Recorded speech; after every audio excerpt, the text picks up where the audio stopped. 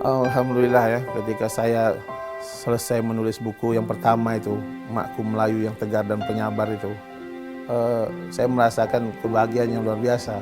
Karena saya pertama tidak membayangkan bahwa saya bisa membuat suatu buku gitu kan.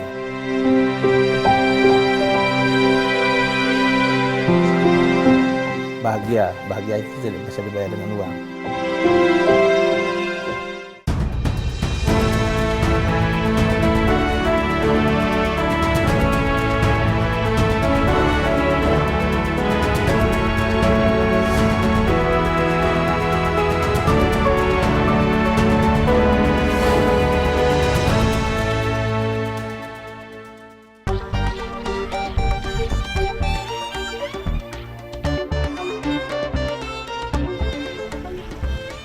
Tanah Melayu, negeri penyair yang kental akan fatwa dan sastra, puisi dan pantun telah menjadi tradisi dalam keseharian masyarakat.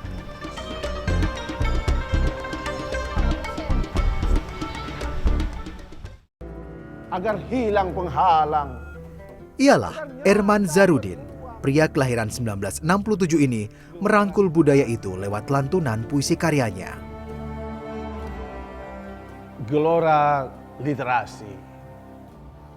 Gelora literasi membahana, merasuk jiwa. Menusuk sanubari, menggeliat dalam otot, mengalir dalam darah, terhunjam jauh, menukik dalam pikiran. Gelora literasi. Ku coba menata huruf demi huruf, kata demi kata, kalimat demi kalimat. Tersembul ia jadi literasi. Puisi bertajuk Gelora Literasi ini menggambarkan pengembaraan jiwa dan perasaan. Puisi yang ia tulis ini syarat akan pesan dan ajakan untuk menghasilkan karya. NKRI, harga mati.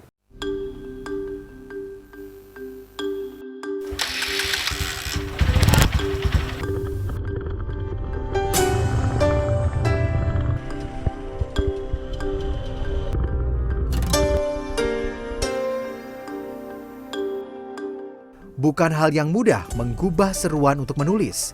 Tak ada cara lain selain memulai memberikan contoh dari dirinya sendiri. Di lingkungan tempat ia bekerja sebagai aparatur sipil negara, lingkungan yang paling dekat dengan kesehariannya menjadi bidikan Erman. Dari tahu amanah? Kita pada Allah kita dapat bersama di ruangan ini. Pojok literasi ini ia inisiasikan guna membiasakan rekan-rekan sejawat setidaknya untuk gemar membaca. Ia percaya membaca menjadi gerbang awal untuk mulai menulis.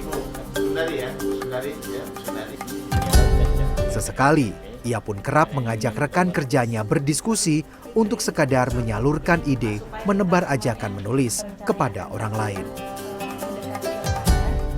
Kita itu ada kegiatan rutin apel pagi dan apel sore. Jadi ketika jadwal beliau mengisi, dan itu berkaitan dengan misalnya pendidikan madrasah atau siswa, hal yang berkaitan dengan pendidikan dan menulis itu beliau mesti menyampaikan. Kadang beliau juga menagih pegawai yang belum merampungkan buku-buku hasil pelatihan sebelumnya. Kegiatan seperti bedah buku di lingkungan kerja pun kerap ia gelar.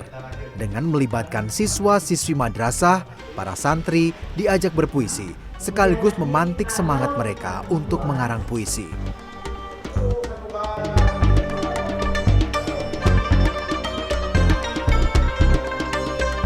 Budaya membaca dan menulis terlebih dahulu telah ia bangun dalam keluarga. Istri beserta putra-putri tak luput dari ajakannya untuk menulis. Saya buat pojok literasi di rumah misalnya kan. Karena sebelum saya nyuruh orang membuat pojok literasi di luar, saya buat dulu pojok literasi di rumah.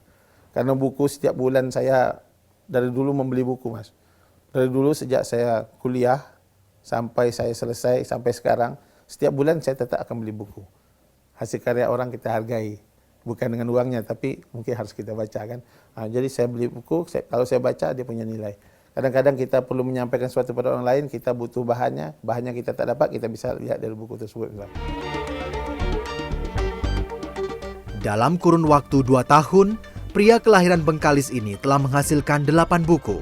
Karya pertamanya berjudul Maku Melayu, sebuah memoar tentang ibundanya yang juga berisi curahan rasa rindu dan kenangan Erman bersama mendiang sang ibu.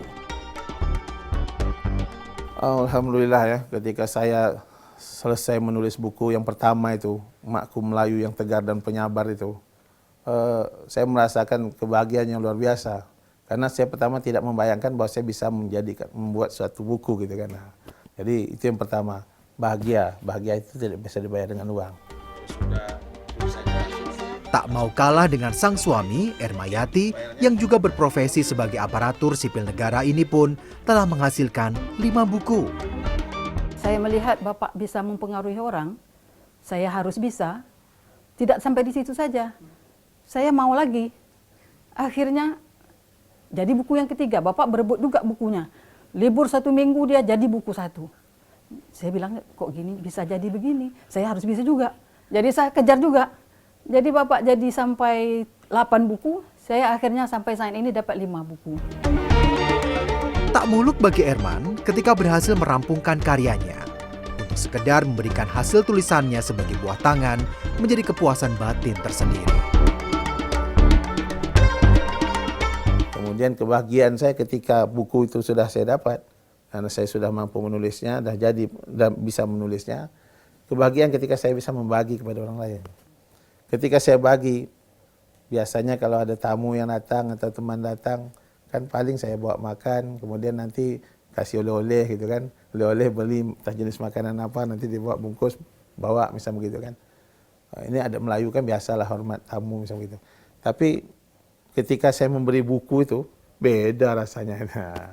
Beda rasanya kita memberikan hasil karya kita itu. Jadi ada kepuasan batin yang luar biasa yang kita rasakan ketika kita bisa memberi hasil karya kita kepada orang lain.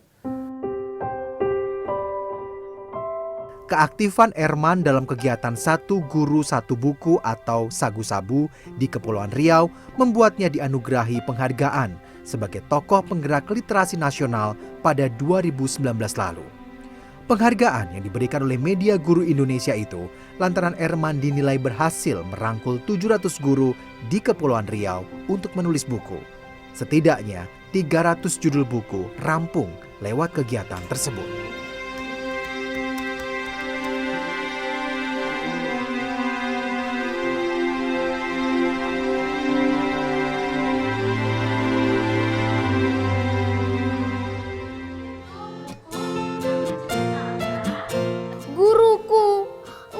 Adalah tempat di mana aku mencari ilmu. Pengorbananmu begitu banyak hingga tak terbayar oleh apapun.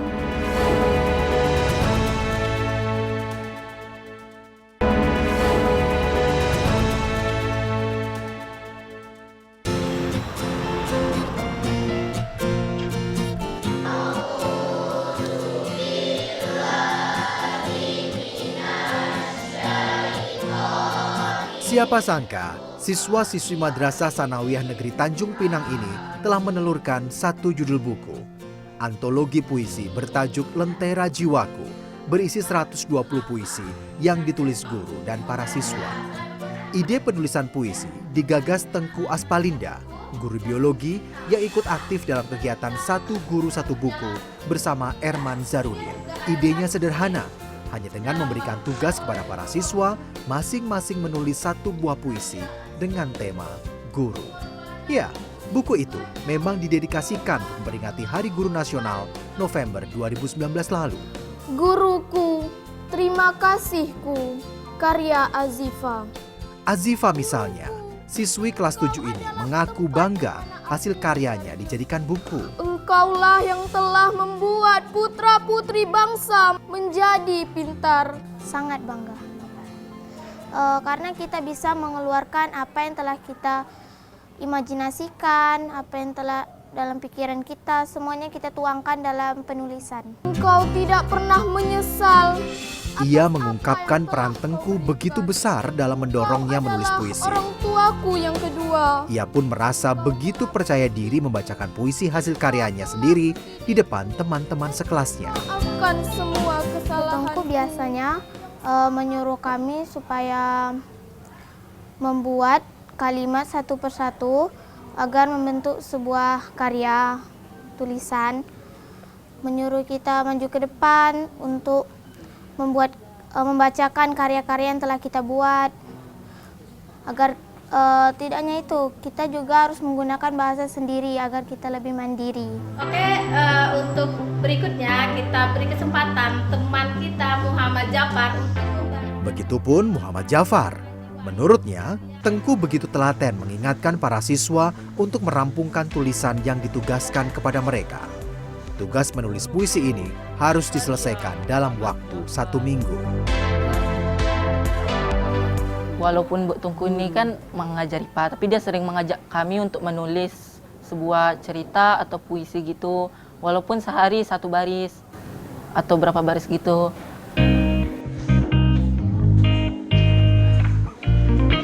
Tak hanya ide membuat kumpulan puisi para siswa, Tengku sebelumnya telah menginisiasi pembuatan pojok literasi di sekolah. Pojok literasi berada di sudut kelas yang dirancang sendiri oleh para siswa. Pojok ini bahkan diperlombakan antar kelas untuk menarik antusiasme para siswa.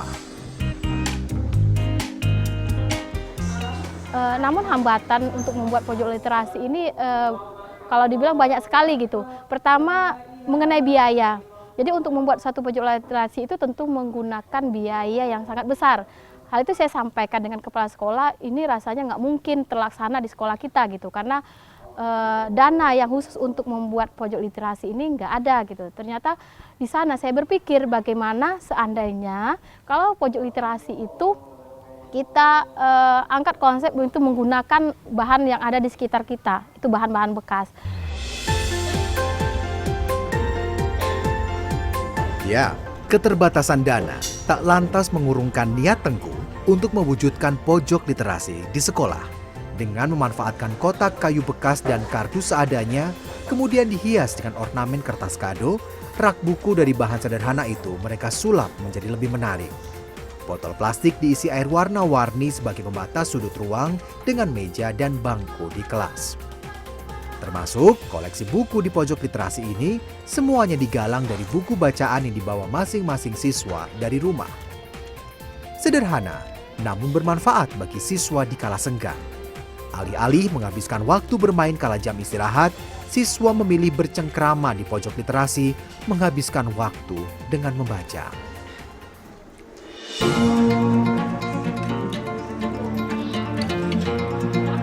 Keinginan yang kuat akan menulis membuat Aspalinda mencari berbagai cara untuk dapat mengikuti pelatihan menulis satu guru, satu buku. Bermodal tunjangan sertifikasi guru yang ia peroleh, ia gunakan untuk mengembangkan dirinya. Suami saya bilang, mikir dulu gitu. Tapi jiwa saya ini untuk menulis, penasaran saya itu sangat kuat sekali. Saya bilang, walaupun jauh seperti apa kan masih bisa ditempuh gitu. Iya, karena ini biaya sendiri loh. Tapi saya berpikir, karena saya adalah salah satu guru yang menerima tunjangan sertifikasi. Jadi tunjangan yang diberikan ke saya, itu tujuannya untuk mengembangkan diri. Jadi saya berpikir, apa salahnya dari sekian yang saya terima itu untuk bisa mengembangkan diri saya sendiri. Kini, perempuan kelahiran 1978 itu telah menghasilkan 6 judul buku. Sebagian besar buku karyanya berisi tentang ilmu pengetahuan alam sesuai keahliannya. Buku itu dilirik Dinas Pendidikan setempat dan dijadikan bacaan tambahan bagi siswa di sekolah-sekolah Kepulauan Riau. Saya ini kan guru biasa gitu. Saat saya menghasilkan sebuah karya, itu nggak ada orang yang tahu bahwa saya ada buku.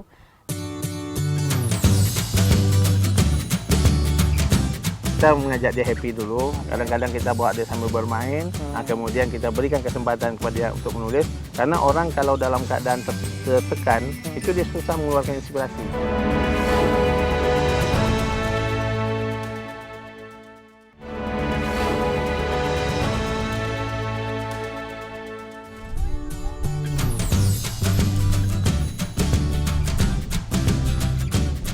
Sadar akan pesona keindahan alam Pulau Bintan menjadikan Erman memantik gagasan yang tidak lazim.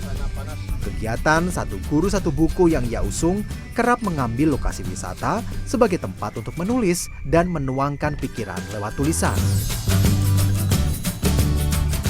Sesuai namanya, wisata literasi mengusung konsep melancong ke lokasi wisata sembari menulis. Menurut Erman, kegiatan pelatihan menulis kerap membosankan bila digelar di dalam ruangan. Dari situlah ia mengajak para peserta pelatihan menulis untuk berkunjung ke tempat wisata di sekitar Bintan. Tak hanya refreshing, kegiatan wisata literasi menurutnya dapat memberikan ide-ide segar bagi penulis pemula untuk berkreasi dalam tulisan mereka. Metodenya pun sederhana. Erman hanya meminta peserta wisata literasi berkeliling melihat dan meresapi keindahan alam. Kemudian meminta mereka menuangkan kata demi kata di gawai yang mereka miliki. Hasil karya peserta pelatihan kemudian dirangkum dan dijadikan sebuah buku. Buku wisata literasi ini misalnya berisi kumpulan cerita pendek masing-masing peserta terdahulu yang telah berhasil menjalankan pelatihan Satu Guru Satu Buku di tempat wisata. Meski bagian dari Satu Guru Satu Buku, kegiatan wisata literasi tak terbatas hanya diikuti oleh para guru saja. Rusli misalnya, pria yang pernah menjabat sebagai camat Bintan Timur ini mengaku tertarik untuk menulis, termotivasi dorongan Erman. Buat yang kami catat, tapi bertahun-tahun tidak dapat kami uraikan, kami jabarkan. Tetapi melalui motivasi beliau luar biasa, dengan waktu sekejap, kurang dari 1 bulan kami dilatih, kemudian diajak berdiskusi terkait dengan itu, kami mampu menyelesaikan 1 buku pertama kami. Rusli menulis tentang kearifan suku laut di Desa Berakit, Kabupaten Bintan sebagai daerah ia berasal. Ide tentang kehidupan layak suku laut ia tuangkan dengan maksud memberikan masukan kepada pemerintah setempat. Untuk memotivasi penulis pemula, sosok Erman yang hangat dan ramah sangat mudah diterima. Termasuk saat menyambut saya. Sesekali ia berkelakar, menceritakan bagaimana wisata literasi ia gagas. Tujuannya tak lain agar menarik minat peserta lebih banyak lagi untuk menulis. Tapi orang kan kalau misalnya mau jalan-jalan tuh kan pengen seneng-seneng, santai-santai. Gimana sih Bapak membuat orang-orang peserta wisata literasi ini supaya nggak bosen Pak, kayak seperti ada tugas gitu? Ya, jadi kita mengajak dia happy dulu. Kadang-kadang kita bawa dia sambil bermain, kemudian kita berikan kesempatan kepada dia untuk menulis. Karena orang kalau dalam keadaan tertekan, itu dia susah mengeluarkan inspirasi. Kalau kita hilangkan daya tekan itu, kita bawa dia happy, maka inspirasinya akan muncul. Tulislah apa yang dilihat, tulislah apa yang dirasa, tulislah apa yang dipandang, kemudian tuangkan dalam suatu bentuk tulisan. Yang biasa sajalah, gunakan handphone, baik digunakan WA, atau kalau dia mau buat puisi, gunakan itu voice note itu kan. Dia bisa bicara langsung ke sana, yang kemudian dari itu nanti dia tinggal perbaiki setelah itu. Meresapi pikiran lewat alam sekitar dan mengapresiasikannya dalam tulisan bukanlah hal baru. Namun, menjadikan kegiatan berwisata dan menulis dalam sebuah karya buku bukan pula perkara gampang. Erman harus memantau perkembangan tulisan para peserta pelatihan seusai melakukan wisata literasi. Kita sekarang berada di lokasi yang bisa dibilang ini keren banget Pak, bagus. Oh iya, insya Allah. Saya challenge Bapak ya, saya tantang untuk membuat beberapa kalimat. Karena Bapak kan menggiatkan literasi tentunya juga, dan juga setelah memberikan contoh kepada orang-orang untuk bisa menulis seperti itu. Saya challenge Bapak untuk apa ya kalimat yang bisa Bapak tulis terkait dengan apa yang kita lihat di sekitar kita ini. Saya ada melihat air, saya ada melihat ada seperti gurun pasir di sini, atau langit yang biru. Saya challenge Bapak kalimat yang mungkin ada sayanya di sana, boleh? Oh gitu ya.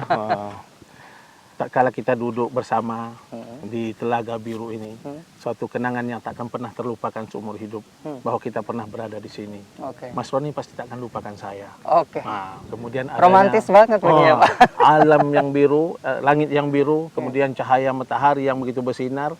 Ini sebagai wujud bahwa manusia ini memang butuh itu semua.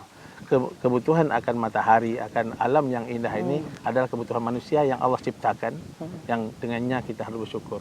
Jadi duduk kita di sini sambil memperhatikan ciptaannya ini, maka munculkan rasa syukur dalam diri kita. Keren Pak.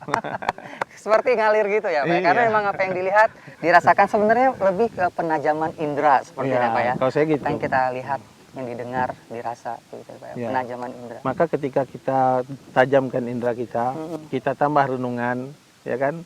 Kita bisa duduk santai sambil memunculkan gubahan-gubahan puisi gitu. Iya. Nah, begitu juga para penyair masa lalu. Iya. Dia bisa membuat lagu, bisa membuat syair.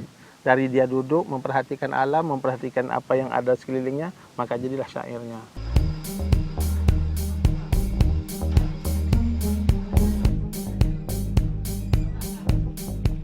Gugusan pulau-pulau yang menghampar di Kepulauan Riau cukup menyulitkan tekad Erman menggiatkan literasi secara merata.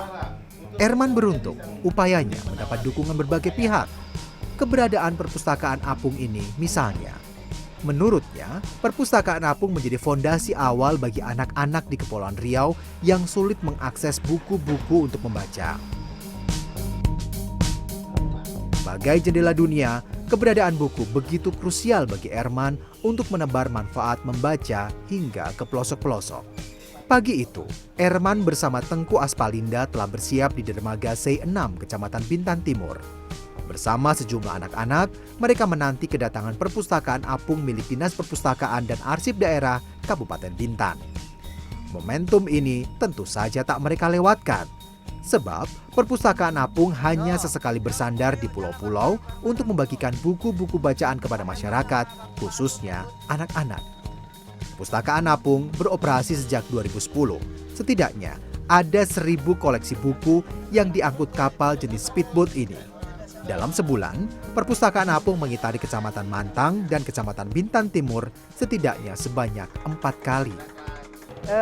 Karakteristik wilayah kita di Bintan ini, di mana banyak sekali pulau-pulau dan berpenghuni. Jadi misi kami adalah mencerdaskan anak-anak pulau ini. Jadi perpustakaan apung ini berfungsi sebagai perangkai pulau-pulau untuk kecerdasan mereka melalui literasi. Saat berlabuh, perpustakaan apung langsung diserbu para siswa. Ada pula yang menghabiskan waktu membaca bersama guru di sampan milik nelayan sekitar.